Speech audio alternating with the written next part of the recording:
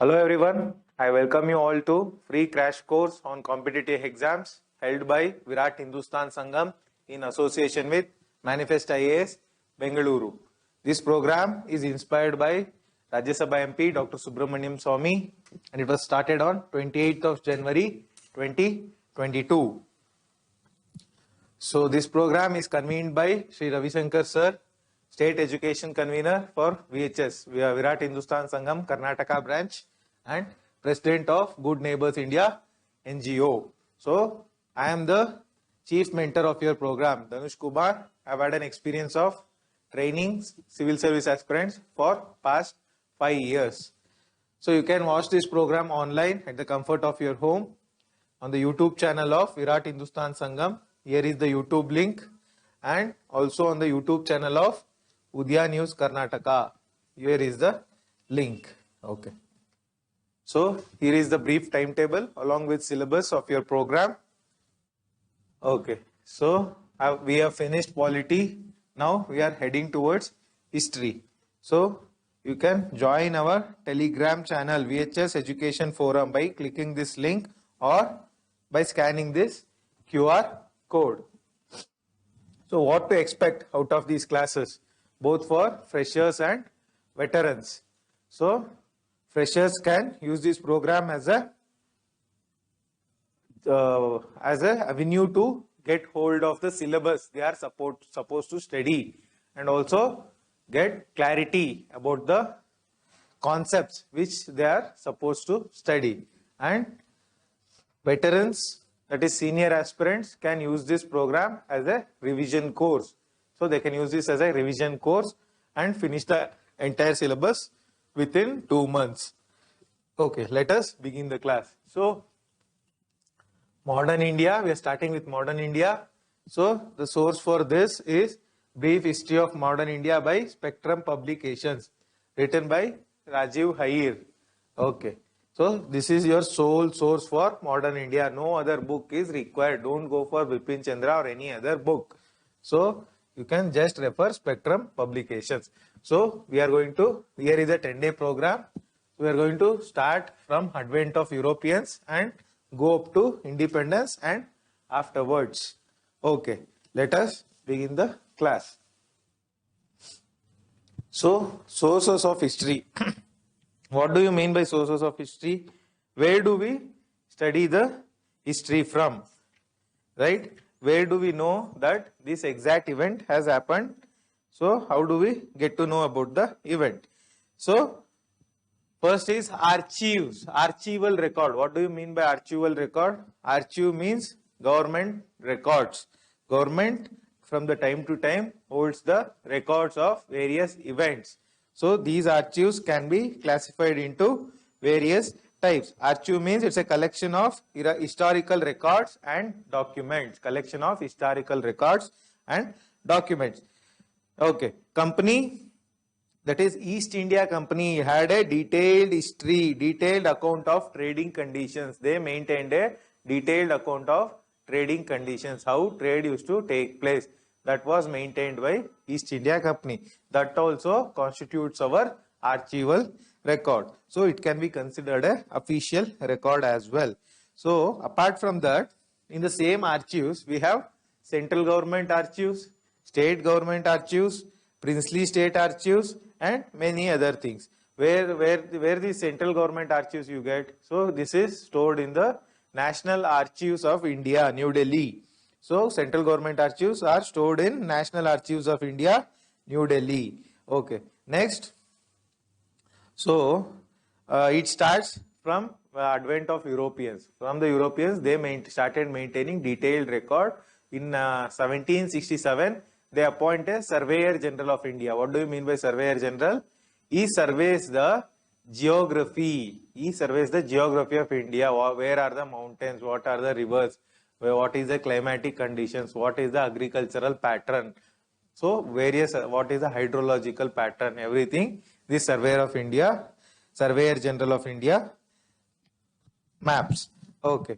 So this is with respect to central government archives. Next we have archives of the state government. So state government means what? We have many provincial governments during the British. Provincial governments, Madras Presidency was there, Bengal Presidency was there, UP Presidency was there, and central provinces was there. So many provinces used to maintain the records, and also princely states. Princely states also used to maintain the records. Okay. So princely states, you can, for example, Lahore Kingdom. Lahore Kingdom, that is by whom? Sikh, Ranjit Singh. Ranjit Singh, they used to maintain these records of the Khalsa Darbar. So their rule was called as Khalsa Darbar. Khalsa Darbar. Darbar means the holding of proceedings, day-to-day proceedings, Darbar. So what is Khalsa? Khalsa is a sect. So they, so this Sikhs, you had a Khalsa sect. So this sect used to hold a Darbar, and they were the kings, and this is called as Khalsa Darbar. Okay. So also we had in the Marathas, Maratha region, we have Peshwa Darbar. Peshwas were prime ministers of whom? Of the Chhatrapatis, that is Maratha kings. And also we have, as I already mentioned, 3 presidencies. You have Calcutta, Bengal Presidency, Madras Presidency, and Bombay Presidency. They used to hold records. Along with that, archives of European powers. We had Portuguese, we had French, we had Dutch, so, and also French. So all these people used to maintain their own archives. So that also constitutes the archives of India. And judicial records. Judicial record means what? So the judiciary judgments, judicial proceedings, everything is recorded. That is called as judicial record. Where is it saved? Majorly it is saved in Madras Record Office. Why there? Because there was a mayor's court. So Madras was the first metropolitan city in the India. So there this Madras Presidency in the judicial proceedings were stored in the Madras office, Madras Record Office. Okay, next is, so we have foreign repositories. I already told, where foreign repositories, you go to any British museum, you go to British National Archives, you will find records about the Indian government. And also Archives National Paris. So Archives Nationale Paris. So French records you can find in Paris. Okay, along with that, judicial records is done, foreign repositories is done. Okay, so along with that, we have memoirs, biographies, and travel accounts. In ancient times, we have many travelers, Domingo Pace, Abdul Razak, and many other Nunis, Fayaz. So many travelers from the Chinese side, we have Fa Yin, Chan Jiang, Huan Zhang. Many travelers, everyone used to have their own travel records along with memoirs. Memoir means like diary writing, that also constitutes a record. Okay. Next, newspapers and journals. So newspaper and journals. So we have, which is the first newspaper in India? It is the Calcutta General Advertiser or Bengal Gazette. Bengal Gazette or Calcutta General Advertiser started in 1780. So it was started by James Augustus Ike. So along with that, in the 19th century, there was a huge growth of the newspapers. So we have the Hindu, we have Swadeshi Mitran, we have Indian Opinion, we have Kesari, Maratha, and we have Voice of India and Indian Mirror, many Sudarak, many newspapers. So vernacular newspapers, English newspapers, and varieties of newspapers. So all these newspapers used to constitute the archives of the or the records of the past. And also we have creative literature. For example, Bankim Chandra Chatterjee wrote what? He wrote Anand Mat. He wrote many novels. So among one of the novel is Anandmant. It speaks about the sannyasi revolt. Sannyasi revolt. So that also creative literature and also paintings. Paintings also speaks about the past. We have Company Kalam. Company Kalam. So written by the sponsored by the company agents or servants. Company Kalam is there. We have Patna Kalam is there, which was practiced in the region of Patna. And along with that, we have Kalighat paintings. Kalighat paintings. Kalighat temple is there where this painting was practiced. That also Kalighat painting also you can constitute as a historical record. So this is the brief source information about the sources from where we can study the history. Okay. Next, major approaches to studying of history. So what are the approaches? Suppose you are studying something, you will have at the back of your mind, you will have certain notions. From which perspective, from which belief, from which template you are going to look at a particular incident or a particular book or a particular object. So all these constitute the approach. How do you approach a specific thing? So with respect to history, there are many approaches. First is the colonial approach. So colonial approach. So this writing of history by colonialists. So approach in writing the history. So in writing of history, colonialists. So these were people who had occupied the colonies. So they had their own method. They had their own method of teaching or writing history. This method is called as colonial approach. So what do they do in colonial approach? They used to represent India as a Orientalist. Oriental. What is Oriental? Oriental is traditional, which belongs to the East. East means this. It is against the West. So that is West means all the modern countries, UK, Europe, USA. All these countries constitute West. So Eastern countries, Asiatic countries are called as Oriental. Opposite of Oriental is Occidental. Occidental is Western countries, modern countries. Oriental approach to represent the India. So they believe that British rule were good for India. They believed that British rule brought about unity for India.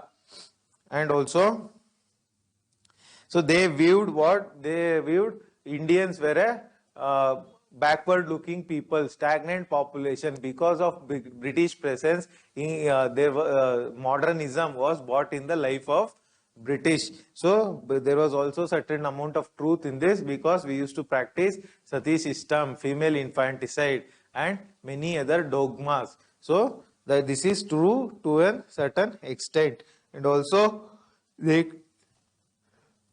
considered natives, that is the Indian population, as belonging to social Darwinism. Social Darwinism is not yet evolved population. Indian population as not evolved population. This is the brief about how the colonialists used to look at history. Next we have nationalist approach. Nationalist means all the people who believed in self-rule, who believed in the patriotism, who believed in nationalist values, that is rule by the self, no other foreign intervention, who believed in sovereignty, who believed in democracy, who believed in republican form of government. They were called as nationalists. So how do they look at history? So they look at this national movement as in a positive way. That is, national movement begins after the Congress. Congress starts in 1885, right? After that, this national movement begins. So they look at it as in a positive way. They look at it as a method of spreading awareness among the local population, spreading nationalist values among the local population. They have a very positive notion of nationalism, that is the freedom movement. Who are the... Okay, so they also they are opposed to the colonialists. They hold a very positive view about the India's past and medieval era. They say India was not a decadent society. India was a modern society, or India was not so decadent as believed by the British. So this is their view with respect to India. So who are the main nationalist history writers? So we have Dadabhai Nauroji is there, R.C. Dutt is there, G.K. Gokhale, Gopal Krishna Gokhale is there, A.C. Mazumdar is there. These were the main nationalist history writers. Next we have Marxist approach. Marxist approach, that is which has belief in Marxism. So what do you mean by Marxism? Marxism means a class approach to society.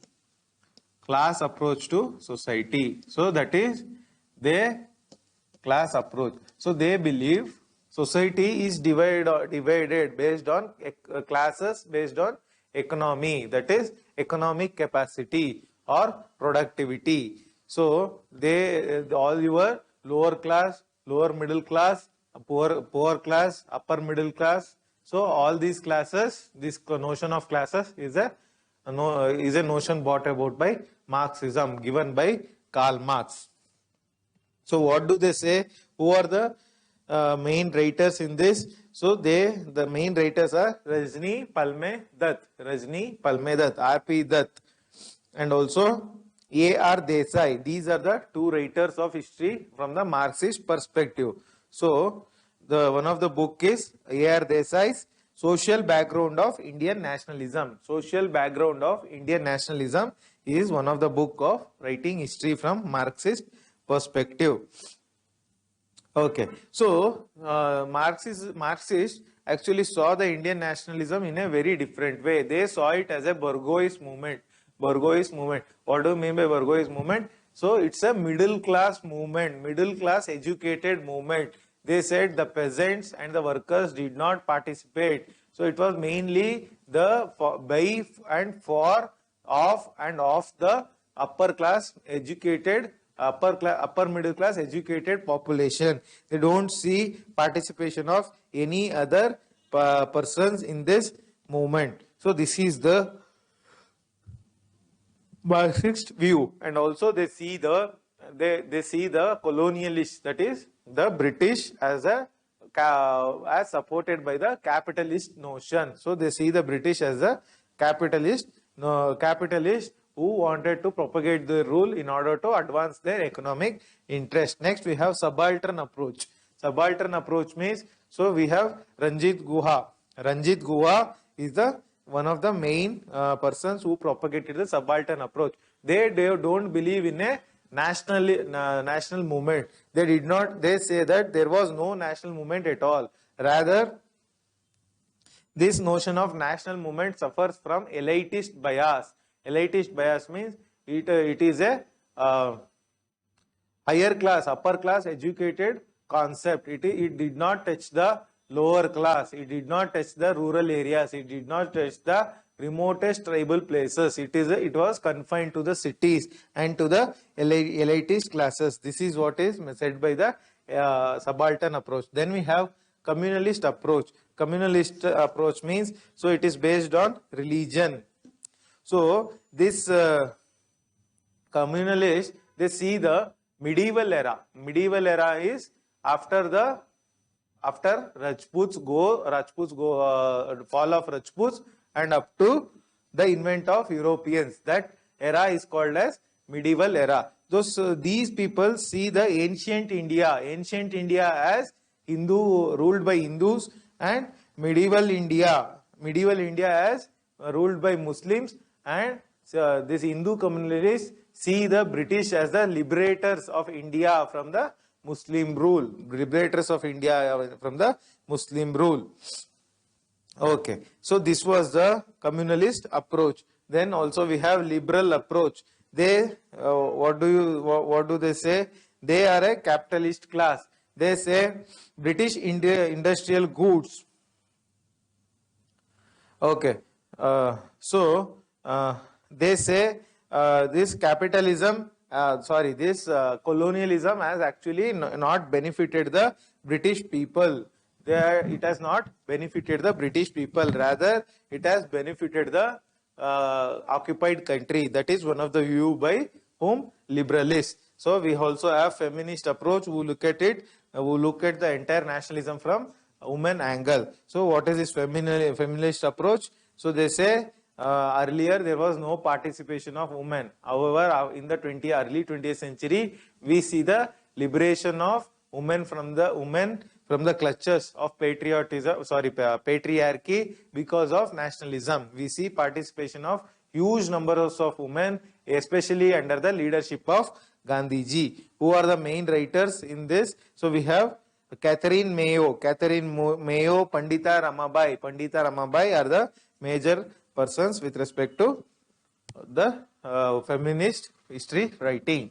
So we will move to the main topic, advent of Europeans. How Europeans advented into India. That is how they came into India. Who were the first who came to India? Yes, it is the Portuguese.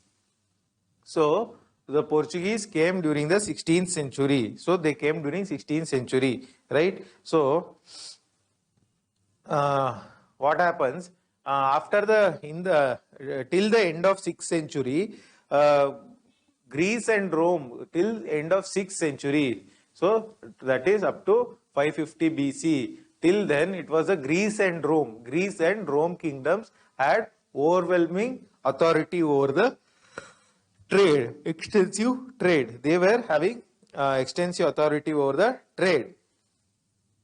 So after which, what happens? There was a quest for sea route to India. India was one of the most prosperous country, especially India's goods. This Indian silk, Indian cotton, Indian textiles, Indian handicrafts, Indian artisan made goods, Indian agriculture, spices, calicos, and also pepper, cinnamon and coffee. All these were, and pearls, everything were very famous across the world. So especially the spices were in huge demand in Europe. So what used to happen? So they were looking for a direct sea route, because what happens in 1453 Constantinople. So Constantinople, it is in the somewhere around the modern day Turkey. Okay, that fell to the Turks, Ottoman Turks. Constantinople, which was earlier under the rule of whom? So it was under the rule of Egypt and Persia. So later on, after 1453, Constantinople fell to the Ottoman Turks. Ottoman Turks established their rule over the Constantinople in the modern day Turkey region. So that was the connecting point. That was the connecting point for the Europe and India. So it was the connecting point. There was no direct connection. So they had to come via Constantinople only in order to access Indian goods. So what happened? So from India,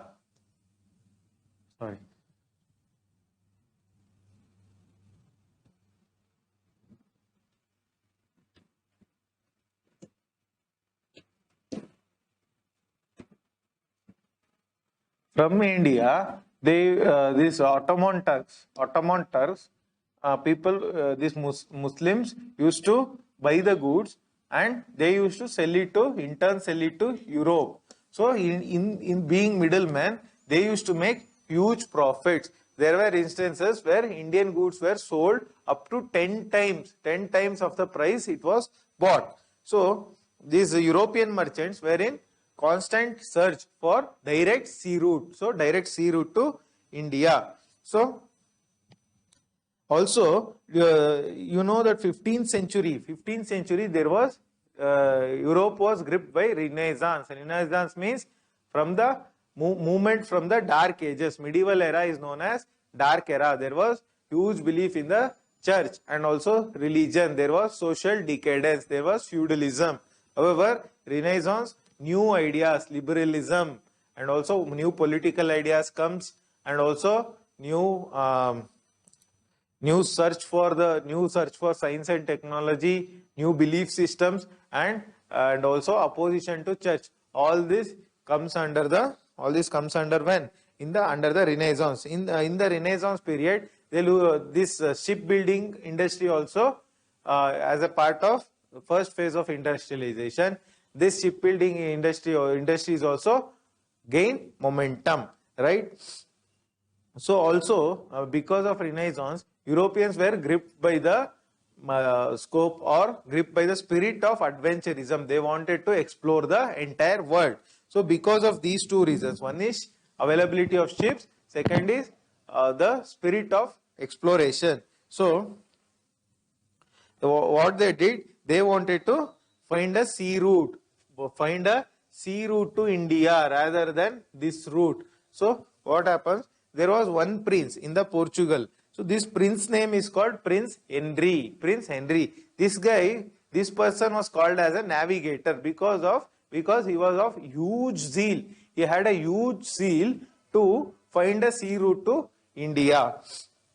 However, he could not find it. However, afterwards, there will be a treaty in 1494. In 1494, there will be a treaty. This treaty is called Treaty of Tordesillas. So, I don't know how they spell it. It is called Tordesillas. Tordesillas. This treaty, what happens? If suppose this is the world, half of it was divided, and this side was given to Portugal, and this side was given to Spain. Portuguese are free to explore towards the east. Spanish are free to explore towards the west. That's why we don't find Spain invasion in the eastern countries. So Spanish concentrated on the Americans. Okay. So afterwards, Bartholomew Dias, this person comes to Cape of Good Hope. Where is Cape of Good Hope? It is in the tip of South Africa. It is in the tip of African continent and also the tip of South African continent. So he comes here and does not reach India. Who reaches India? It is Vasco da Gama. Vasco da Gama reaches India in 1498. 3 ships under him reach India, right? The western coast. So this western coast was under this Calicut. They reached the place called Calicut. So this was under the rule of a ruler called Zamorin. This guy also called Samutri. So this guy gave a good reception to Vasco da Gama. Atithi Devo Bhava. So they gave a good reception to Vasco da Gama. So because of this, they wanted to monopolize. This Portuguese wanted to monopolize the trade. They came to India with the intention to monopolize the trade with India. Nobody else will be allowed to trade with India. No Europeans, no other European countries. They wanted to monopolize the trade. Okay. So Vasco da Gama went back. He took a large amount of goods and sold it at huge profits in the European continent. Next comes Pedro Alvarez Cabral. Who comes next? It is Cabral. He is also a Portuguese navigator. This guy negotiated with the local ruler and establishes a factory. So he establishes a factory. What factory? It is a trading factory. There trading used to take place, export and import. So he establishes a factory at Calicut. So once this Cabral comes, the sea trade was dominated by the Muslim merchants, Arab merchants. They fight with Cabral. There will be a huge violence between Portuguese and the Arabs. So lot of people die in this violence. So this Cabral actually kills many Arab shipping merchants. Their ships will be sunk. Next comes Francois de Almeida. So who is he? he gets appointed as a governor in India, Portuguese governor in India. This is the beginning of political appointment. Francois de Almeida starts with this appointment as governor in India. Political control or political appointment starts in India. Okay. So he also had a similar goal. What goal? He wanted to also destroy the Muslim trade. Okay. So they also, while trading, they were in constant conflict with the Arab nations. So we have, suppose India is here. Here we have Arabian Sea. This side we have the Arabian countries, right? So when the Portuguese used to come by this way, even the Arab ships used to come, and there used to be conflict. So he wins the war against the Arabian ships. He wins the battle against the Arabian ship. So with respect to Francois de Almeida, one point is important. This point is blue water policy or Karta's system. So he gives a statement. He says what? He says, as long as you may be powerful at sea, you will hold India as yours. As long as you are powerful at sea, India is yours. If you don't possess this power, nothing is available. This is what said by the Francois de Almeida. Next comes the most important person, Alfonso de Albuquerque. So what does he do? He also was appointed as a governor in India. So he is the real founder of Portuguese power in the East. So he is the real founder of the power of Portuguese in the East. Okay. So he establishes many bases, strategic bases. So strategic bases. So what do you mean by strategic? Strategic means important from political and security perspective. So in order to safeguard one's own interest, right? So this guy, Alfonso de Albuquerque, establishes many strategic posts along the west coast. Okay. So he acquired Goa from Sultan of Bijapur. So Goa would be under the control of whom? Sultan of Bijapur. Who acquires it? Alfonso de Albuquerque acquires Goa from Bijapur. So even after independence, Goa was under the control of Portuguese. So after acquisition of Goa from Bijapur, he brings about many reforms. Alfonso de Albuquerque brings about many reforms in Goa. What are the reforms? Abolition of sati system. Abolition of sati system was brought, social reform, and also economic reforms. New crops were grown. What are the new crops? Cashew nut, tobacco, new varieties of coconut were introduced by Alfonso de Albuquerque. So these were the reforms by Alfonso de Albuquerque. Next governor who comes to India is Nino da Cunha. So he is also a Portuguese governor who came to India. So one of the important thing which he did was, earlier the Portuguese capital in India, headquarters in India was in Cochin, today's Kozhikode.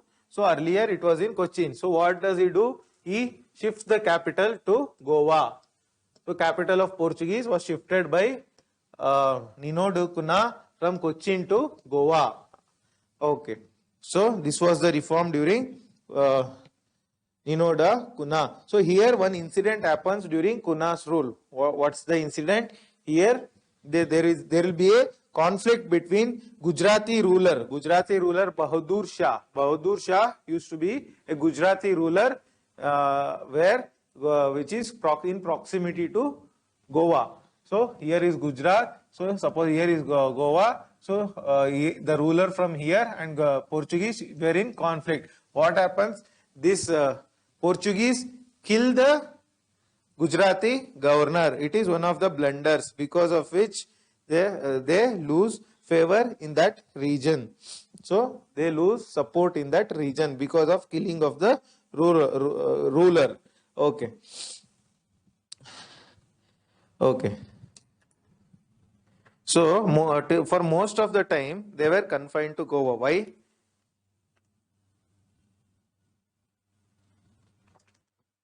These Portuguese who came to India, for most of the time they were confined to Goa because if they had to expand, they had to go to Gujarat. But Gujarat was ruled by a powerful ruler. To the right, they had Vijayanagara kingdom.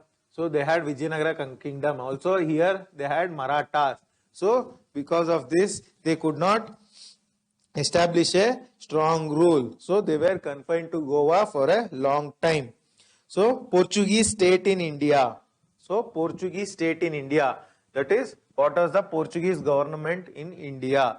So this government was called as Estado Português da India. So the name is not important. It is called State of Portuguese India. So Portuguese government in India.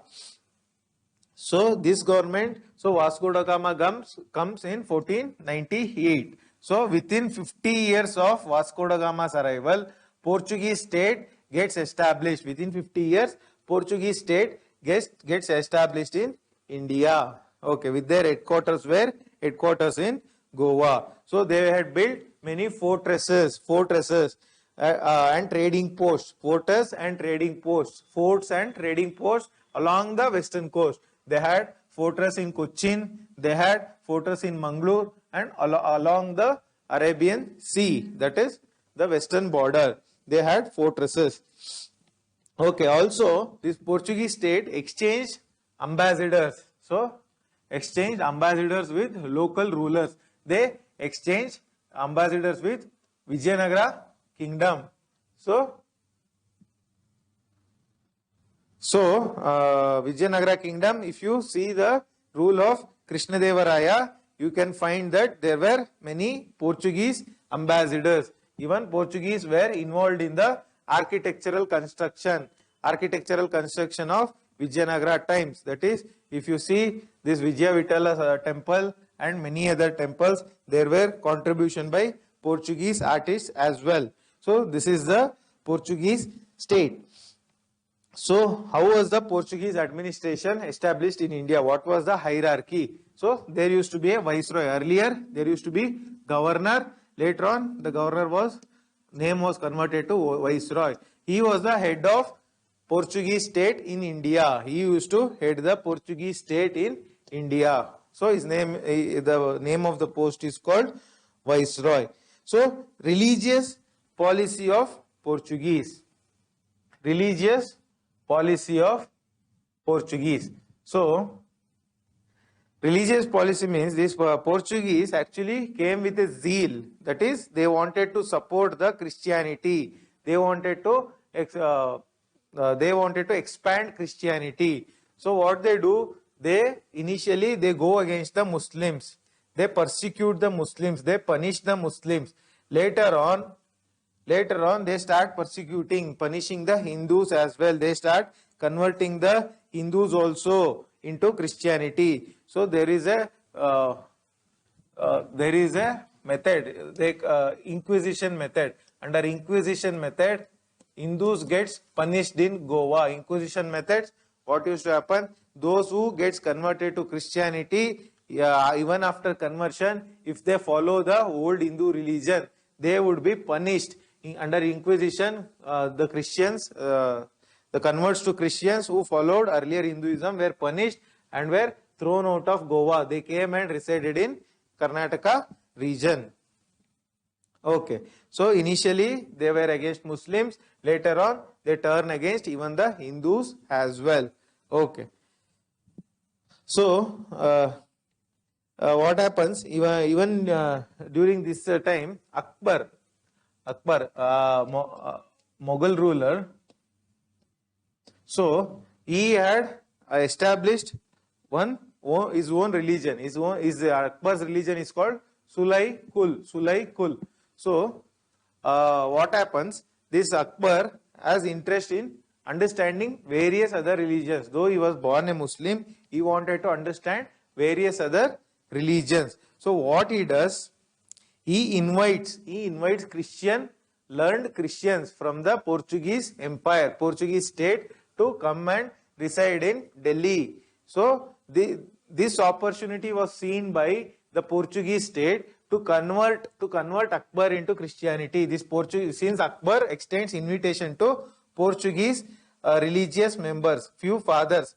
So few fathers were invited by Akbar. So these Portuguese in turn, what they believe, they think that Akbar wants to get converted into Christianity. So they sent two fathers, Father Rudolph and one more person. They tried to influence Akbar to get him converted into Christianity. However, they failed. Akbar was just interested in knowing Christianity, not to get converted into Christianity. So after Akbar, we have Prince Salim. Who is Prince Salim? Jahangir. Jahangir actually initially neglects the Jesuits. Jesuits means Portuguese fathers, Portuguese religious representatives. Jahangir initially neglects them. However, later on they reconcile. They become friends with the Portuguese, and Mughals become friends. Okay. So during this time, Portuguese losing favor with Mughals. So initially they were friends from Akbar to Jahangir rule. However, later on they lose favor with Mughals. That is, they become enemies. Why do they lose favor? Here one incident happens. So Captain William Hawkins from United Kingdom, from Britain. So this guy, Captain William Hawkins from Britain, comes to Mughal Empire. He wanted to establish trading ports, factories in India. So these Portuguese want to stop this Englishman from establishing factories in India. So rivalry breaks out in the Delhi between whom? Between Portuguese and the English. Okay. So the trading facilities to English were not extended because of Portuguese influence. So later on, because Captain Hawkins gets frustrated and leaves the Mughal Empire without any favorable results about establishing trading facility in India. So afterwards, during this time, one more incident happens. So these Portuguese were involved in piracy. So today what you see as piracy in Indian Ocean, that is Somalia and surrounding African region, it has origin in the Portuguese. Portuguese were the earliest pirates. So they used to do piracy in the sea and loot the goods of other ships. They used to loot the money from other ships. Because of this reason also, the Mughal Empire gets angered. He gets angered. So also capture here also capture of Hooghly. So where is Hooghly? Hooghly is in West Bengal. So it is in West Bengal. So what happens? This Portuguese, so it is a river. So they capture Hooghly. So they capture Hooghly and try to build a fort. They try to build a fort in Hooghly. However, local Muslim rulers object to building any fort. There also they go against the Mughals. There also rivalry begins. Rivalry gets intensified. And also one more reason is Portuguese were involved in slave trade. They used to capture Indians and take them and sell them as slaves in Americas, Europes and other places. So they used to capture Indians and sell them as slaves. That also angered the Indian rulers, Mughal rulers. Because of all these reasons, they lose favor with Mughals. They become enemies of Mughals. Next, how did the Portuguese state in India decline? How did they decline?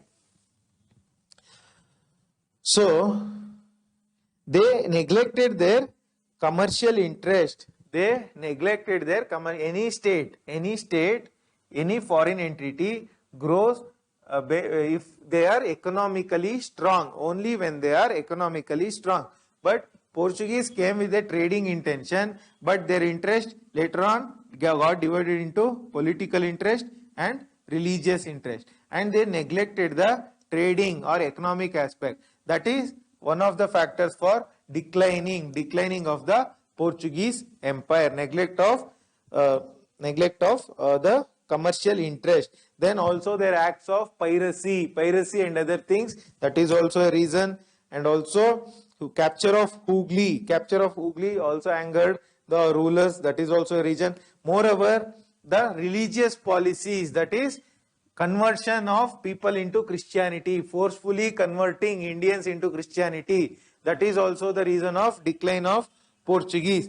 Along with that, dishonest trading practices, what they used to trade, they used to do it dishonestly. They were not paying any local taxes. They used to forcefully buy the goods from the native Indians.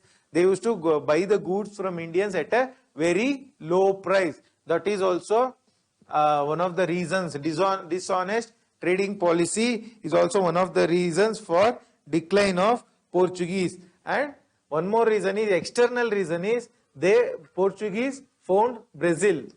So their interest towards Brazil increased rather than India. That is also one of the reason of decline of Portuguese empire in India. What is the significance of Portuguese? So what is the significance of Portuguese in India? So they were a naval power. They were a significant naval power. That is, they had many modern ships, because of which we have, I already told you, this Almeida's policy.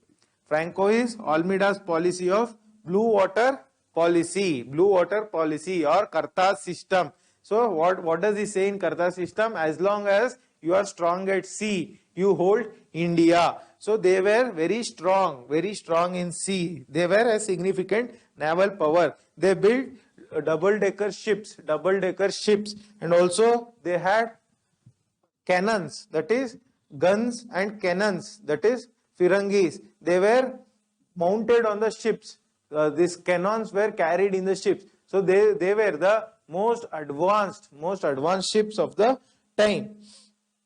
Okay, so military innovation. So they had these field guns, body armor, matchlock, and many other things. So that military advancements came to India because of Portuguese. That is one of the significance. And the second significance is, most advanced ships were introduced to Indians. And the third thing is their bad memory. That is the memory of religious persecution has an impact on Indian minds. Okay. Next, we will move towards the Dutch. So, Dutch are Danes. So, who are the Dutch? So, what you call today as Netherlands. So, it is a small country today. People from Netherlands were called as Dutch. Danes are different. Danes are the people belonging to Denmark. So, Dutch are people from Netherlands. Okay. So, Dutch settlements. Where were the Dutch settlements in India? Their major settlement was in Masulipatam. So, where is Masulipatam? It is in Andhra Pradesh. So, they established a factory in Masulipatam in 1605. More than 100 years after the Portuguese came. They were the second people to come to India. So they faced the threat of Portuguese. There was Portuguese versus Dutch rivalry. They established factories along the Coromandel coast. So the Portuguese established factories along the Malabar coast, which is towards Arabian Sea. So Coromandel coast towards Tamil Nadu, Chennai, so which is towards Bay of Bengal. These Dutch established factories along the Coromandel coast. So what were some of the factories? Karaikal is there, which is today in Puducherry. Next we have Chinsura is there, Balasore is there, Kasim Bazar. These were the factories, important factories of the Dutch. So they were interested in textile trade, textile trading in textiles. They were interested in silk trade. They were also interested in opioids, which is derived from opioids. So also saltpetre. So they were interested in saltpetre and rice trade. Anglo-Dutch rivalry. So the main rivalry, even though they face with Portuguese, the main rivalry comes from Dutch. Sorry, English. So they have a rivalry with English. So this Indonesia. So this Dutch people were concentrated in the Indonesian, that is Malayan Peninsula, Malaysia, Singapore, and also we have Malaysia, Singapore, and also we have this Indonesian region, right? So all this region. So we have Myanmar from here, and Thailand is here. Thailand, Myanmar, and here comes your Malaysia, and at the tip you have we have in this region we have Singapore, and here we have Indonesia, Sumatra, Java, and Indonesia. So this is Myanmar, this is Malaysia, this is Singapore. So they were mainly concentrated in this region. Dutch were mainly concentrated in the Indonesian region. So in Indonesia there is a battle. Battle takes place between whom? Between English and Dutch, and there they lose. So there they lose, and also so in Indonesia they win actually. Dutch actually win in Indonesia. They lose in India. In India there is a battle in India as well. There is a battle in India as well. There in 60-67, in the Battle of Hooghly. Battle of Hooghly finally happens in 1759. 1759, Battle of Hooghly. Dutch lose with Indians. Dutch lose with Europeans. Sorry, Englishmen. So an agreement happens between Englishman and Dutch. So what agreement? Englishmen say, British say they are going to focus on India, and Dutch say they are going to focus on Indonesia. So they divide and rule. Divide the territories among themselves and rule. Okay. So next we have, decline. I already told decline. One is Battle of Amboina in Indonesia. Next is Battle of Hooghly. In these two, in the Battle of Hooghly, the Dutch lose and confine themselves to where? Indonesian region, and give up the claims on India. They don't enter India afterwards. Next we have the major power, English. So the British. How did the British come? Okay. So in the 16th century, around 1580, what happens? This Spanish Armada. There is a region called Spanish Armada. So it is it is having a border with Atlantic Ocean. Even I am not clear where Armada is, but I believe it is somewhere near to your Morocco. Okay, so this Englishmen win the Spanish Armada region.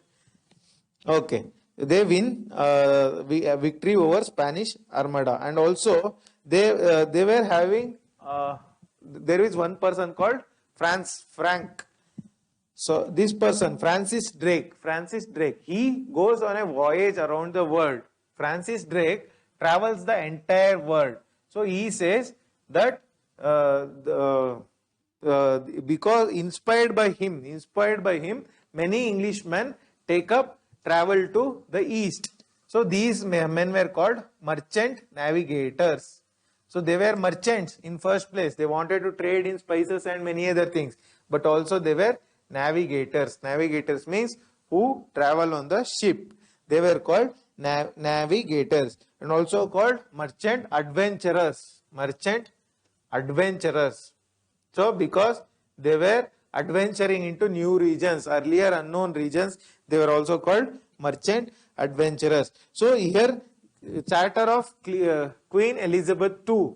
Queen Elizabeth II is the present Queen. Queen Elizabeth I gives a charter. So what is this charter?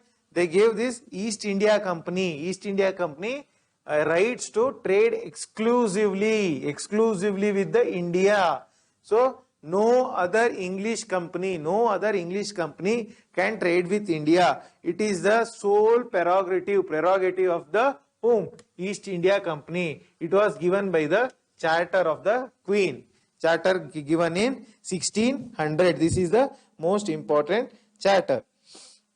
Progress of English Company. How did English Company progress? I already mentioned around 1612. This Captain Hawkins, 1609. Sorry, in 1609, Jahangir's court, Captain Hawkins come. So he comes and does what? He wanted to establish certain trading posts and also certain factories. However, because of Portuguese opposed this, because of which he doesn't get any favor from the Mughals, that is from Jahangir. So later what happens? There is one incident happens. So why these Mughals agreed to Portuguese means, so Mughals did not have any naval power, that is they did not have any navy. So they were fearful of Portuguese who were strong at the ocean. That is why they were in compromise with the Portuguese. They were agreeing to Portuguese. But here one incident happens. One person called Captain Thomas Best. What does he do? He defeats the Portuguese in the naval battle. Thomas Best defeats the Portuguese in the naval battle. This incident comes to the Mughals. Mughals hear this incident. They believe that, okay, there are some powers who are more powerful than Portuguese at the sea. So then they extend the privileges or the courtesy to the English. Then 1615, 6 years later, Sir Thomas Roe comes to the court of Jahangir. He comes to the court of Jahangir and he obtains certain privileges. So here the English initially had to contend with two powers who had come earlier. Two powers, 1605, already told. Dutch had come, 1498, Portuguese had come. So with both of them, they had to fight. So what happens? Here one incident happens. In 1662, a Portuguese queen, a Portuguese princess was married to English prince as a dowry. So even dowry was practiced in the Europe. So when the Portuguese princess Catherine, she marries a England prince, what happens? They give Bombay, which was under the control of Portuguese. So this was given to English as a dowry because of marriage between Princess Catherine and a English prince. Okay, so they established their trading post. They established the trading post in Bombay. So earlier, after Thomas Roe comes to India, they establish a factory in Surat. After they get Bombay, they shift their headquarters to Bombay. So Bombay was earlier a barren island. So later it was developed. So today Bombay is one of the most advanced city, Mumbai. Okay, so later on, what happens? So Portuguese, this dowry take place, and also in the Battle of Amboyana and Battle of Hooghly, compromise between Dutch and English also take place. So what happens? The position of English in India were clear. They can clearly establish their rule. Here one good incident happened. What incident? So in 1632, a golden firman was issued by ruler of Bijapur. Ruler of Bijapur. It is a firman. Firman means what? It is a privilege, trade privilege. So in this firman, in this golden firman, the ruler extended the trade privileges, that is free trade, without paying any taxes. Without paying any taxes, they were free to trade in India. So in turn, they had to pay what? Just 500 pagodas. Pagodas were a currency. So this golden firman was first given by ruler of Bijapur. Just pay 500 pagodas, and for the entire year you trade for free. So nobody will disturb you. Next, how did they establish rule in Bengal? So establishment of rule in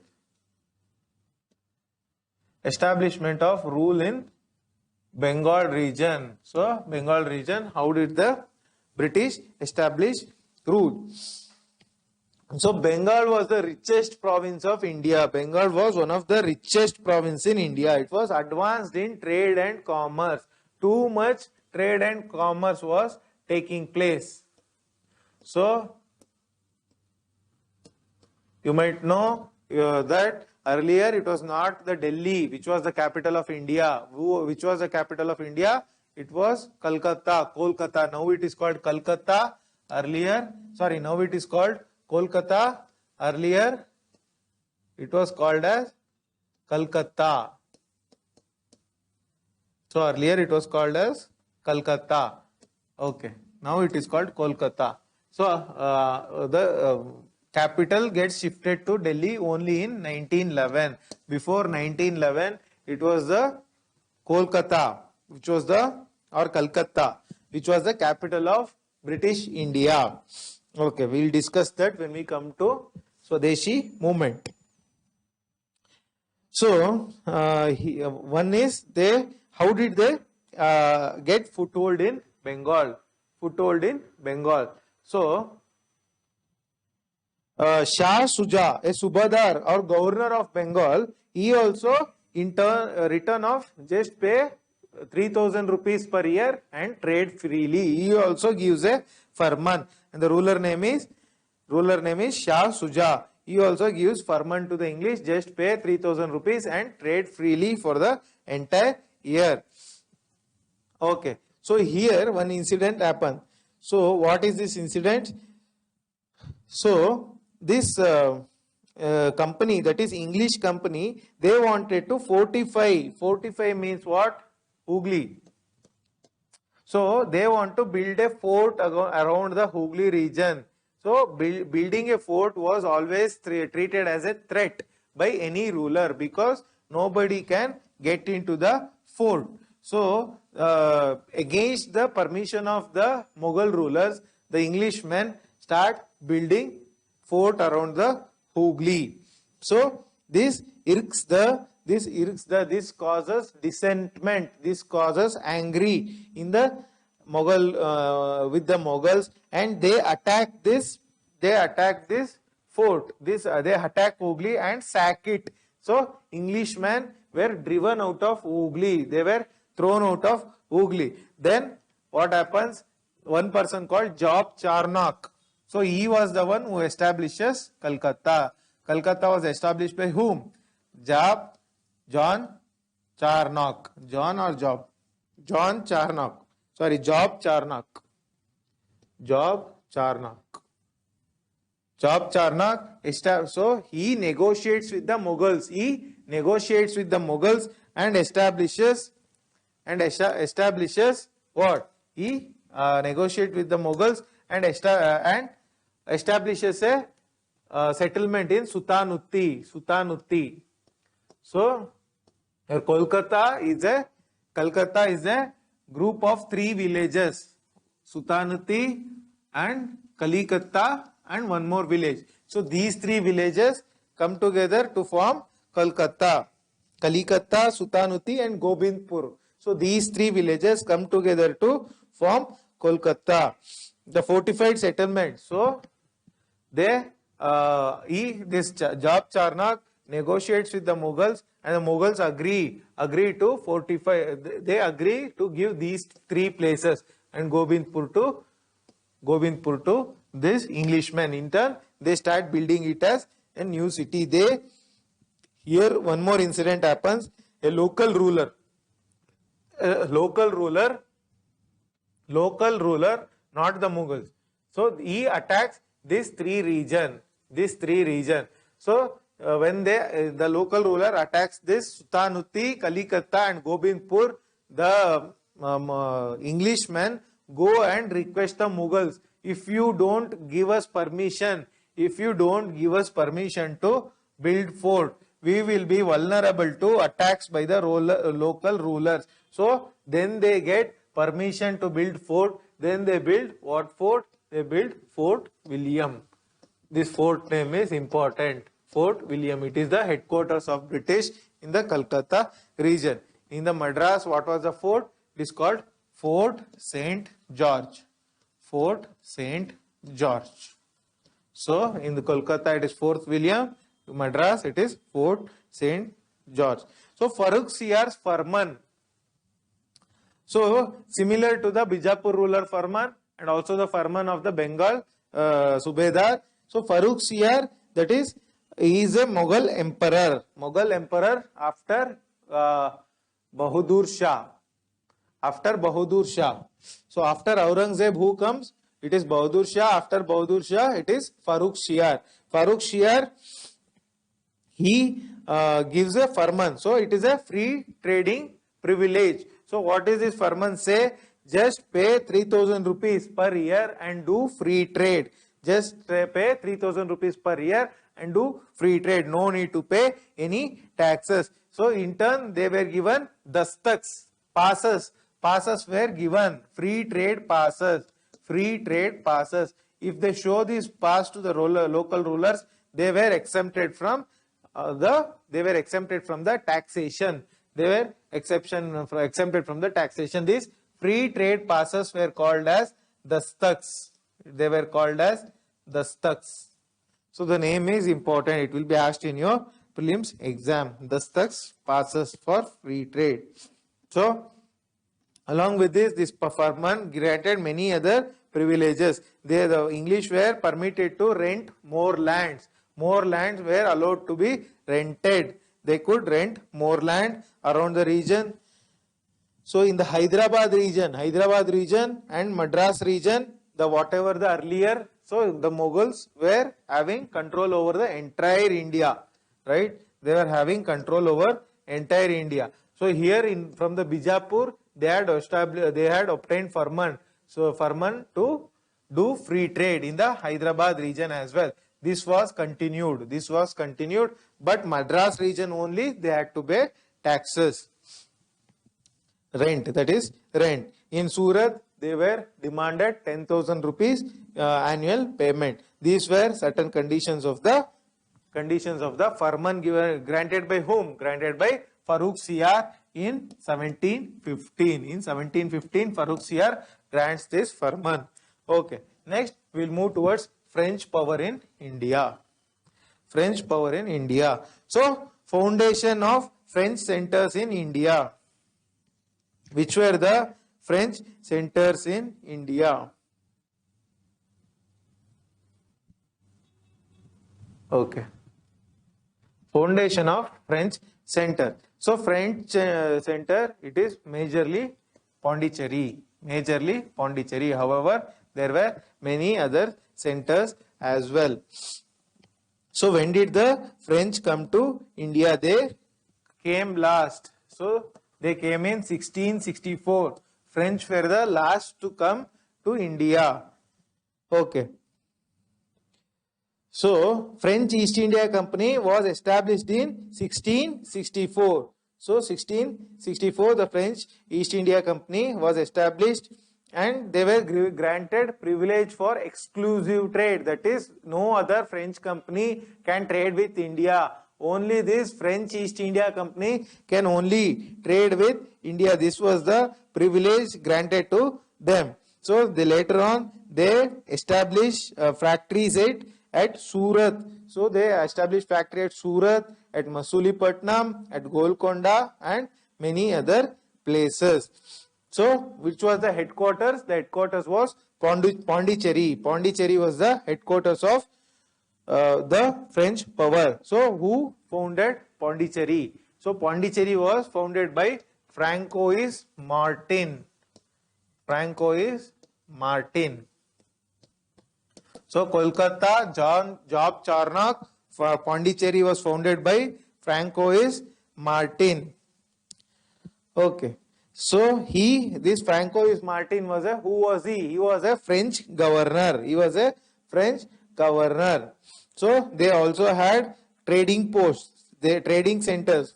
France had trading centers in Mahe, Karaikal. So both of Mahe and Karaikal are today in where? They were today part of Puducherry Union Territory. Earlier it was called Pondicherry. Now the name is changed to Puducherry. Okay. So Mahe, Karaikal and Puducherry. So one more place is there. Mahe, Karaikal, Sutanuti. So not Sutanuti. One more place is there. So totally 4 places form a part of Union Territory of Pondicherry. Okay, France had a trading post at Mahe, Karaikal, Balasore and Kasim Bazar. Balasore, Kasim Bazar, Mahe and Karaikal, they had trading posts. Earlier setbacks to French East Indian Company. What was the earlier setbacks? Because earlier we have Dutch was there, Portuguese was there and English was there. So these were the, because of this there was lot of rivalry.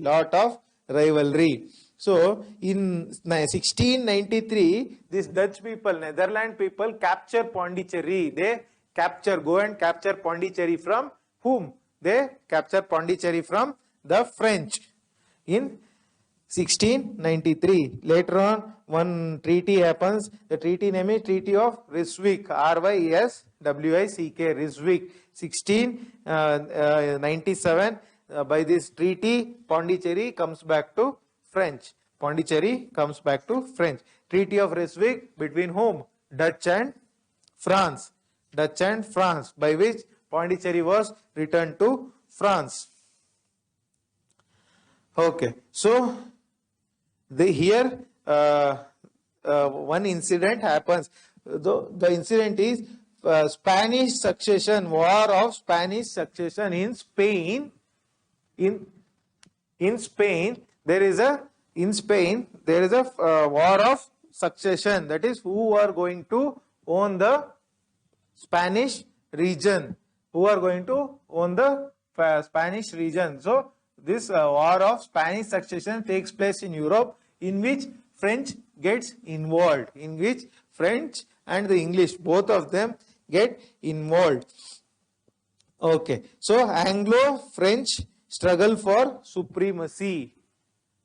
Anglo-French struggle for supremacy. The Carnatic Wars. Carnatic Wars. So your name, your state name Karnataka comes from this name only, Carnatic.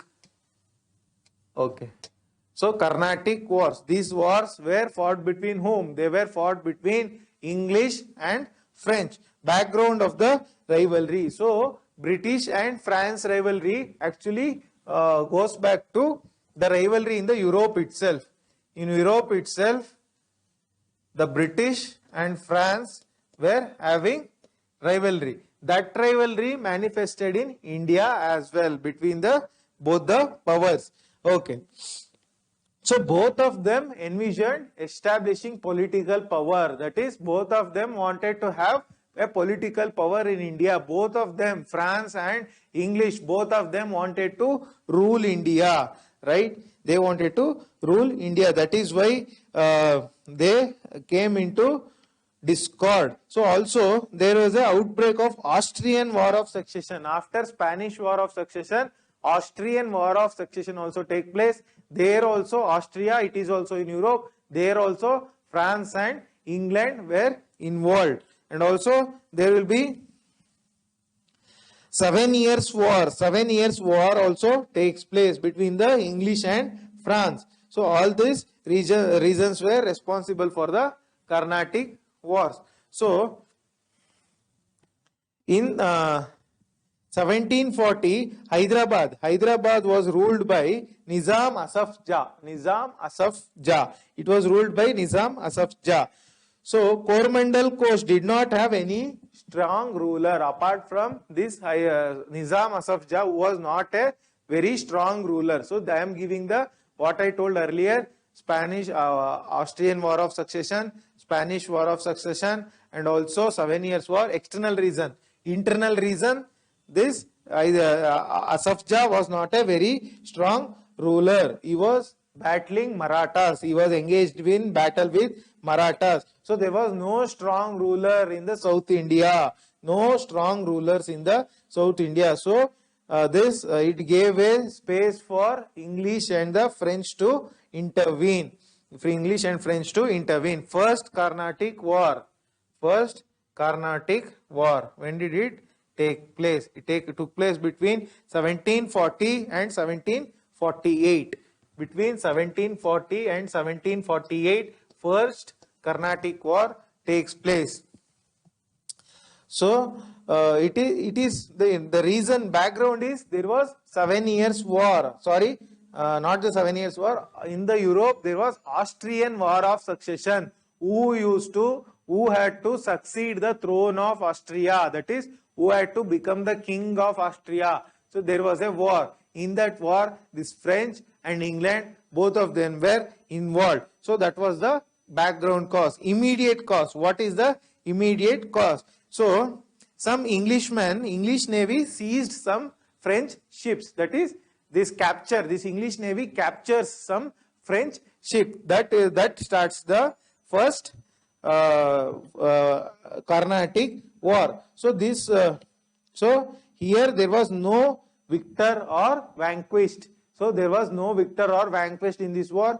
There is one treaty which happens. So this treaty is called Aix-la-Chapelle. Aix-la-Chapelle.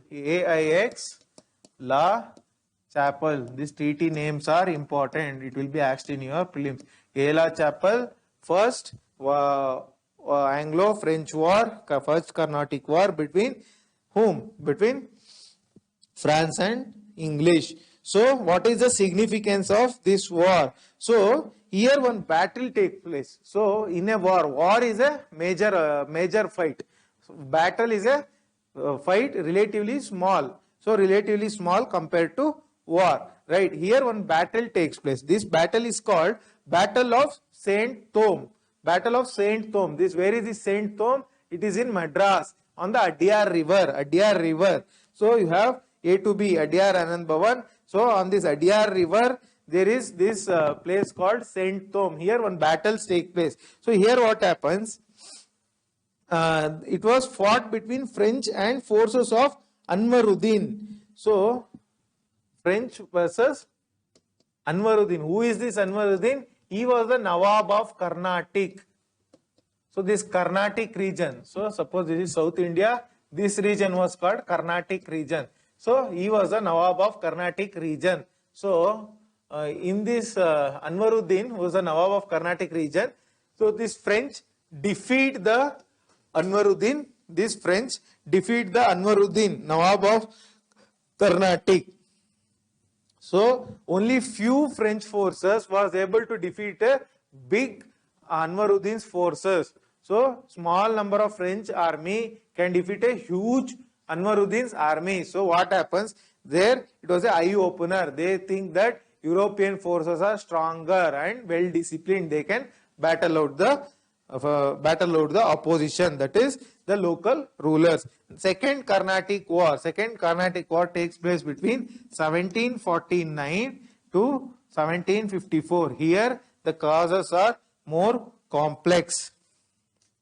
So here one governor comes, French governor. His name is Dupleix.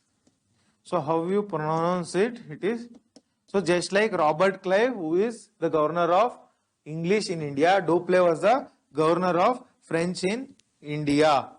Dupleix. So it is because of Dupleix's role majorly the second Anglo-French War breaks out, because of the role played by the do play. So what is the immediate cause?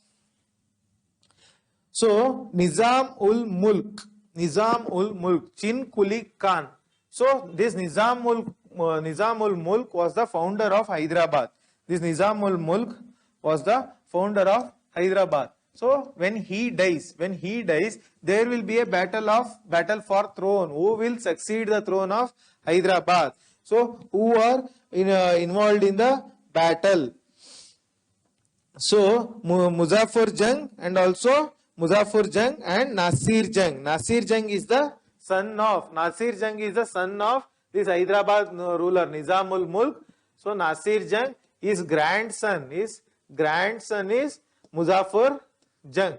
Both of them fight for the throne of Hyderabad. That is one of the reason. And also one person called Chanda Sahib. Chanda Sahib is the son of Dost Ali. After Anwaruddin, the new Nawab will be Dost Ali. So this Dost Ali Karnataka, his son-in-law is Chanda Sahib. So he gets released. He would be in prison. He would be released. This person claims the throne of Nawabship of Karnataka because these two reasons. So what does happen? This Dost Ali wants the Nawabship of Karnataka. Both this Nasir Jung and Muzaffar Jung want the Nawabship of Hyderabad. So this actually has the base reason, major reason for the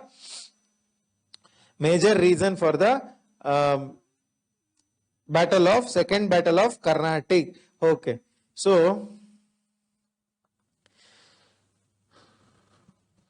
Okay, so this Dost Ali, instead of appointing Chanda Sahib as the Nawab of Karnataka, he appoints whom? He appoints Anwaruddin. I told you Anwaruddin, Battle of Saint Thom. Anwaruddin gets established.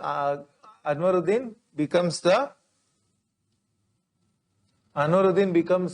Nawab of Karnataka. So this was not liked by the Chanda Sahib. So here what happens? These two, one of them will go to French and one of them will go to English. This person and this person, one of them will go to English, another person will go to French. So this forms the basis for the rivalry. This gives the cause for second Carnatic War. The combined armies of Muzaffar Jung, Chanda Sahib and French defeat and kill Anwaruddin. So Muzaffar Jung, Chanda Sahib and one more power. Who it is? It is French. Muzaffar Jung, Chanda Sahib and French. They form one alliance, and Nasir Jung, Anwaruddin and English form one alliance. So these three powers kill Anwaruddin. They kill Anwaruddin. The battle is called Battle of Ambur. Battle of Ambur. You know the famous Ambur biryani, right? So the same battle of Ambur, where this Anwaruddin gets killed. So and also Duplay was, so Muzaffar Jung, so after Anwaruddin gets killed, so there is no threat. So Muzaffar Jung becomes the Subedar or the Nawab of Hyderabad. So he becomes the Subedar of where? So he becomes the Subedar of the Deccan territories, and this Duplay was appointed as the governor of all Mughal territories. So this Muzaffar Jung becomes the Subedar of Deccan region, and he appoints Duplay as the governor of all South Mughal territories. Who was appointed? Duplay was appointed as the governor. Okay, so here one more incident takes place. A French army would be stationed at Hyderabad. A French army would be stationed at Hyderabad. So this French army would be providing security to Muzaffar Jung so that nobody would kill him. So here what happens? Here comes the entry of Robert Clive, one of the major personality in English East India Company. So what happens? So he wanted to recover. See, in the killing of Anwaruddin, English would have lost prestige. They would have lost prestige. So this Robert Clive lays down a plan to defeat these three persons. These three persons they wanted to defeat. So this Robert Clive lays down a plan. What is this plan? So he plans the attack on capital of Carnatic. Attack on capital of Carnatic. So Carnatic would be under the rule of Chanda Sahib. So what happens? He plans an attack on Carnatic capital. Capital is Tiruchirappalli. So he plans an attack on Tiruchirappalli. Okay. So after which, so this Robert Clive attacked and captured Arcot. So actually they first don't attack Tiruchirappalli, they attack Arcot. So when they attack Arcot, this Chanda Sahib will be in the capital, in the Tiruchirappalli he will be there. So what happens? He takes the forces all his men and comes to Arcot. He comes to Arcot. So what happens? Tiruchirappalli, nobody will be there. So another English force will capture Tiruchirappalli. In turn, here Chanda Sahib would be killed at Arcot. He would be killed at Arcot. So in this plan, this Chanda Sahib eliminates the Nawab of Carnatic. So as planned by whom? Robert Clive. This Chanda Sahib goes to Arcot. He goes to Arcot and Tiruchirappalli, nobody will be there. So another English force attacks Tiruchirappalli and Chanda Sahib gets killed. So the result was English emerge victorious. Okay. So what was the result? So the English demand that this Dupleix should be sent back to France. He should be sent back. So he would be sent back to France. Another person would be appointed as governor of French in India. Dupleix would be sent back. That is one of the result of the Second Carnatic War. And also this French agree that they won't interfere in the local affairs. In local fight between the rulers, the French agree, we are not going to interfere. That is the second result. Okay. Next, what are the implications? Implication means it shows that English are a major power in India. Nobody can defeat them. So it shows this French, when the French gets defeated by English, it shows they are a major power. Okay. So here what happens? Muhammad Ali, this guy. So mostly he must be Anwaruddin's son. So he becomes the Nawab of Carnatic, and Salabat Jung becomes the ruler of Hyderabad. So both of them were supported by whom? Supported by English. So rise, and here we will look at some important points about Dupleix, because he is one of the most famous personality in India during French rule.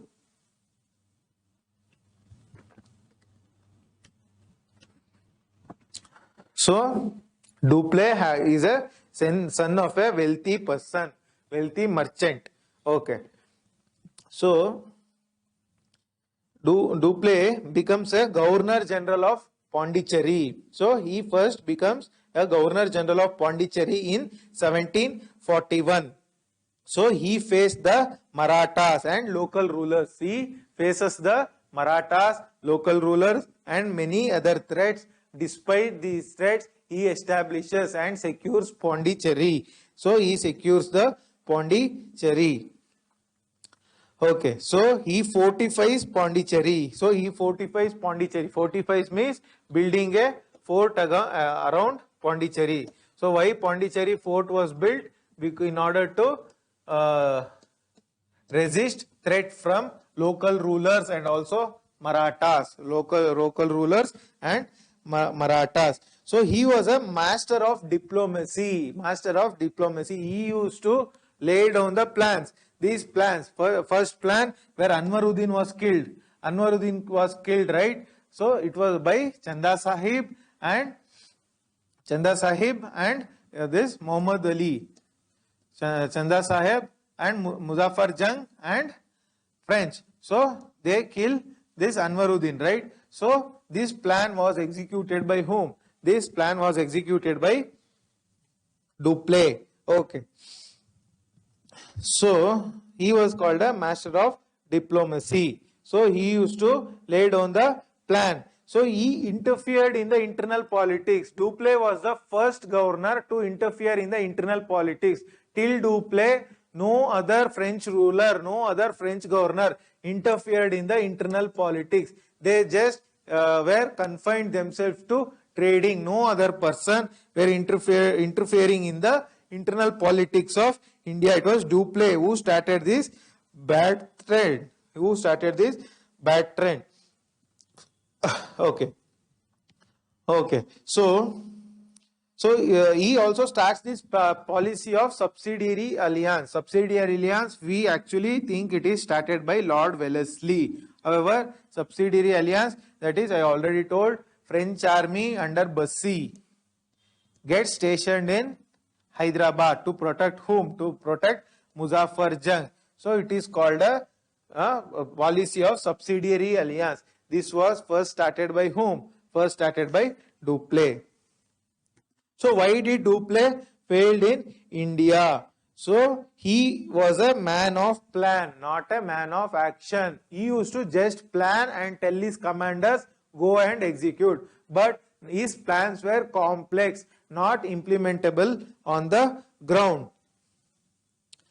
Okay. So next, Dupleix was waiting too much for the auspicious moment. He did not act immediately. That was also a reason. So the Dupleix was also autocratic. Autocratic means he used to exercise his powers over everyone. So he used to act like a dictator. So all these things were reason for the failure of Dupleix in India. So next, after Dupleix, some other person comes as his name is Gododieu, or his name is not important in the in learning of history. The next governor comes. So now we will talk about the last war. The last war is Third Anglo-French War, Third Carnatic War. So the background for this was provided by 7 years war. 7 years war, 1756 to 1763.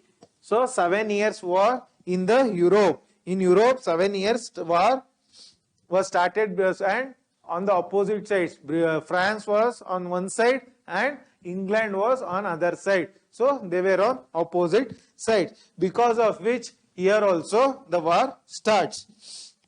So the French army initially the French army captures the English forts, and English gets angry. They capture Masulipatam, which was under whom? Which was under the France. Okay, now here one battle is very, very important. Battle of Vandivasi. Vandavasi. So it is in India called Vandavasi. They call it Vandivasi. So this Vandivasi takes place in 1760. It takes place in 1760. So here this French were defeated by the English. In this battle, the French were defeated by the English, and the French commander Count de Lally was taken as a prisoner. Okay, result. So the Third Carnatic War proved decisive. Why? Because French power got exhausted. They were confined to trading only, no more political power. So there actually this was settled by Treaty of Paris. So I told 7 years war, right? 7 years war. This war ended with Treaty of Paris, and this in turn also ends the Third Carnatic War. Third Carnatic War. So what is the significance? French political influence disappeared. They just remain a trading power. Okay. So they just become a trading power. Okay. Next.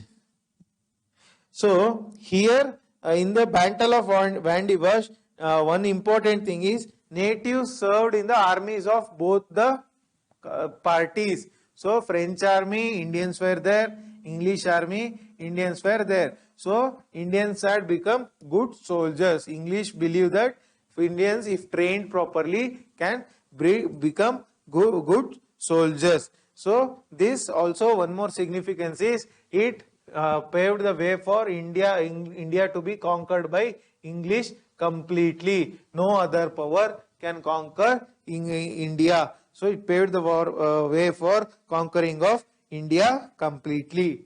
Okay. Next, causes for French failure. Why did the French fail? So English company was a private company. So private company, they had more freedom. They could take decisions instantly. Whereas French company was a government company. Just like today's government. So if they had to take any decision, if they had to buy even a small gun, this order had to come from England. They had to approve.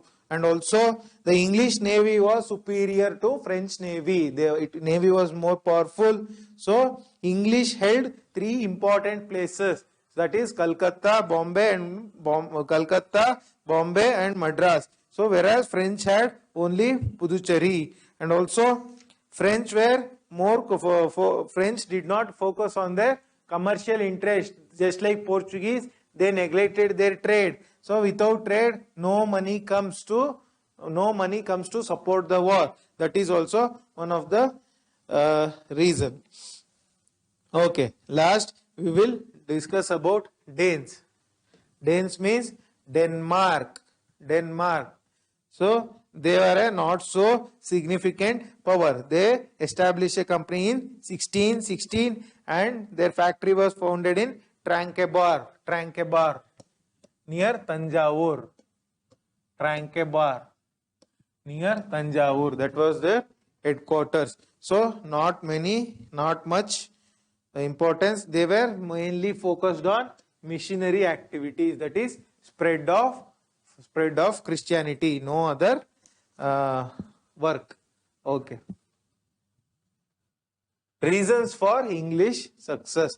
Why did the English succeed? Nature of trading companies. As I told, English company was a private enterprise. So it was funded hugely. So this English company used to raise money by selling stocks, selling shares. So they used to, for the war, if they had to get into a war, they used to raise money by selling stocks to investors in Europe. So since it's a private company, there was lot of freedom. However, other companies were government enterprises. That is one of the reason. Next is naval superiority. English ships were far better, far advanced. So that is also a reason. Next is industrial revolution.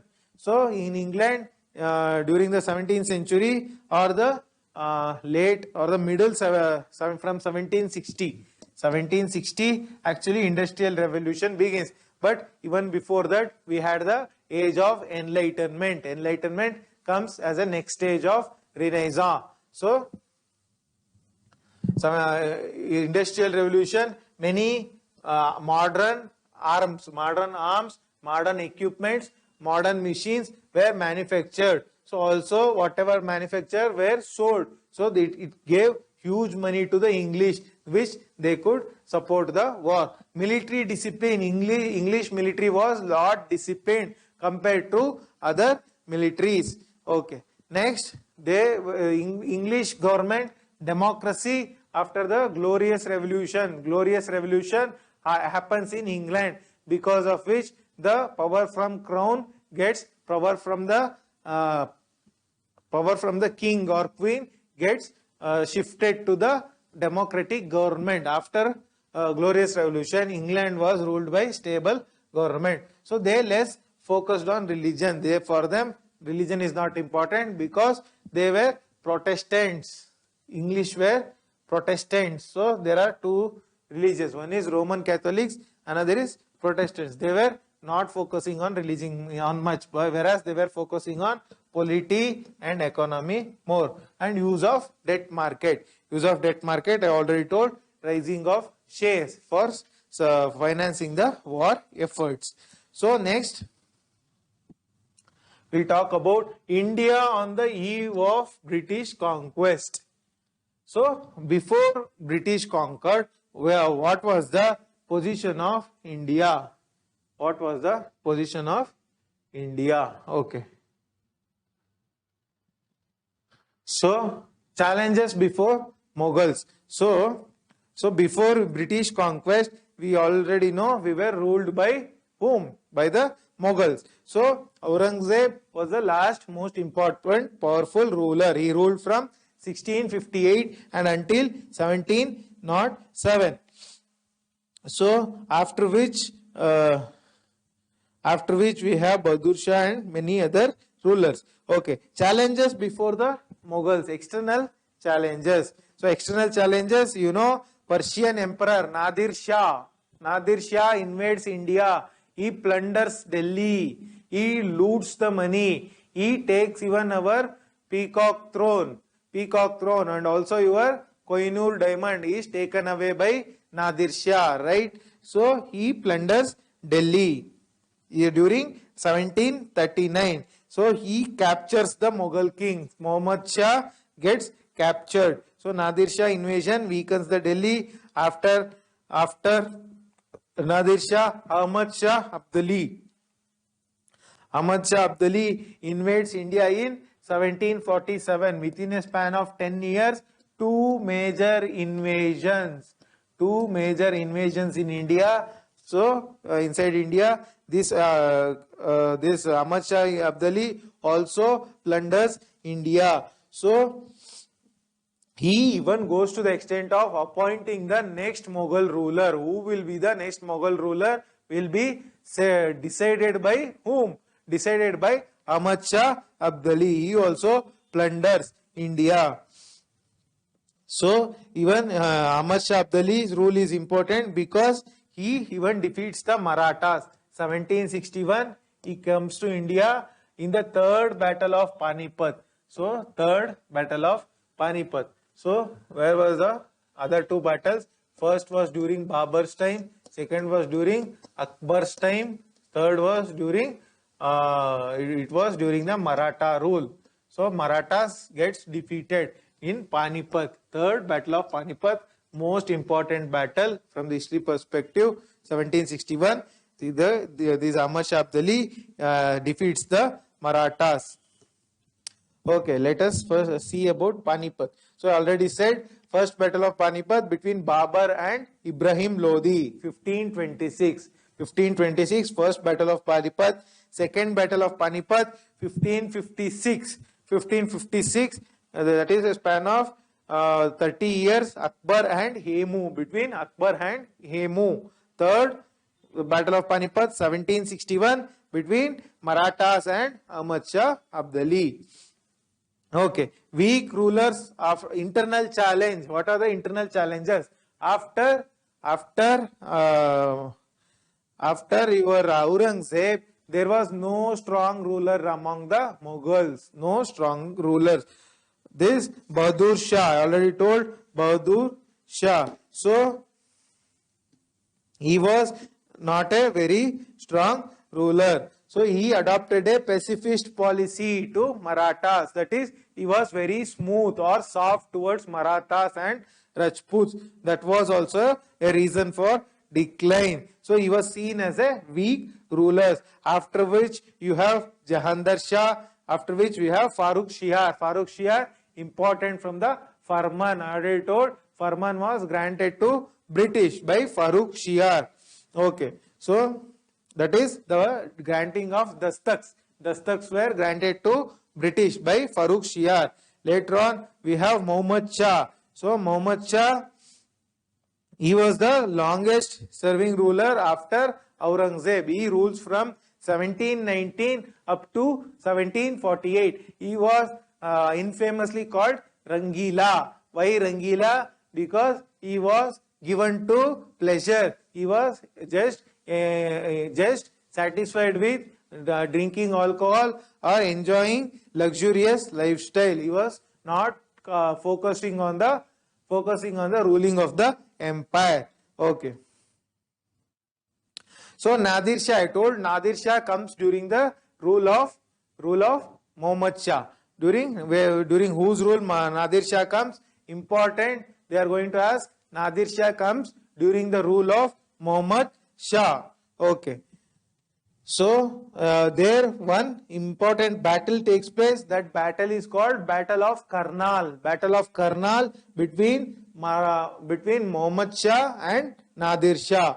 Next we have not any ruler. He is important. After this, everyone are very weak rulers. So last we have Mughal ruler is Bahadur Shah II. Bahadur Shah II. Causes for decline of Mughal Empire. Why did the Mughal Empire decline? So Mughal Empire was so the reasons were two. One is empire related, another is region related. Empire related means what? So the reasons which were related to the weakness of the empire. What was the weakness of empire? Those were the empire related reasons. Next we have the region related reasons. So India was a vast territory. So there were many regions. So regionally we had many reasons to decline of the Mughals. So okay. So we have after the death of Aurangzeb, we have this emergence of Marathas, emergence of Sikhs, and emergence of Rajputs. They were regional rivals. There were regional rivals for the whom? For the Mughal Empire. So shifting allegiance of zamindars. So this Mughal rule was also called as a rule of zamindars. So the actually two classes shared the power with the emperor. One is the zamindar and the nobles. Here emperor is there, so he had overwhelming authority. Nobles and zamindars, they used to have share the power of the emperor. So below emperor, zamindars and nobles. So they were sharing the powers. They were so many zamindars. Zamindars called Rais, Rajas, Thakurs and Deshmukhs. They were the former zamindars. So they were having heading local administration. They used to collect revenue and also they used to maintain soldiers. Their loyalties, so to whom they supported, whether they supported the emperor or they supported the Marathas or the Sikhs or the Rajputs. So they were vacillating. Vacillating means so they were not having any strong policy about whom they supported. Sometimes they used to support the emperor, sometimes the local rulers. That is why the empire became weak, because the shifting allegiance, they used to shift their support from one to other. Okay, next is Jagirdari crisis. Jagirdari crisis, what do you mean by Jagirdari crisis? During the reign of Akbar, they used to give, there was Mansabdari system. However, Jagirdari system, this nobles were given Jagirs. So Jagir means if this is the land was divided into many Jagirs and given to some local ruler or nobles. He had to collect the revenue from the local area. That person had to collect the revenue or the tax from the local area, and in turn he had to submit the revenue to he had to pay not the entire revenue, some amount to the empire, So the entire Mughal empire was divided into many Jagirs. So there was no Jagir, there was demand for new Jagir. There are people who are demanding more Jagirs. There was no Jagir to be given. Okay, so These Rajput rulers, Subadar, Mansabdars, everybody, they were demanding more Jagirs. So Jagirs was not available. So that is one of the reason. Next is rise of regional aspirations. So we have Hyderabad kingdom, we have Awadh kingdom, Bengal kingdom. So regional powers come to rule. Regional powers come to rule. Regional powers, Jats, Sikhs, Marathas. Jats are there, Sikhs are there, Marathas are there. So many regional powers come to rule, because of which the central authority weakens. Because the regional powers become stronger, the central authority weakens. The central authority weakens. These powers become stronger. Okay. So these local powers become stronger, and the central power becomes weak. So Marathas were one of the strong local powers. Marathas were one of the strong local powers. Because of emergence of Marathas, the strength of the central administration weakened. Next, economic and administrative problems. Economic and administrative problems. So one is, even your Jagirdari crisis can also be treated as a economic problem. So there was no effective taxation system.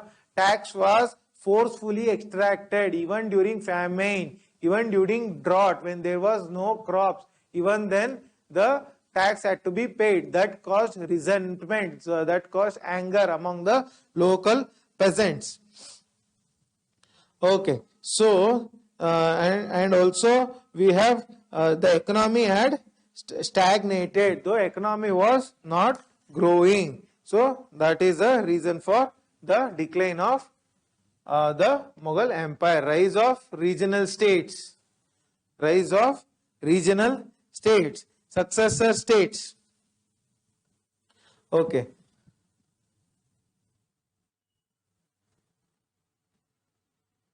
Rise of regional states. So we will do the rise of regional states tomorrow, because there is a class here at 3:45. We will end the class today and we will come back tomorrow and continue the history part. So thank you for your cooperation. Hope you found the classes useful. Please refer to Spectrum. It is the sole and only source for your history. No other source is required. Please buy Spectrum book, and it is sufficient for your modern India, for your preparation of modern India. Thank you so much, and take care of your health, and Jai Hind, Namaste.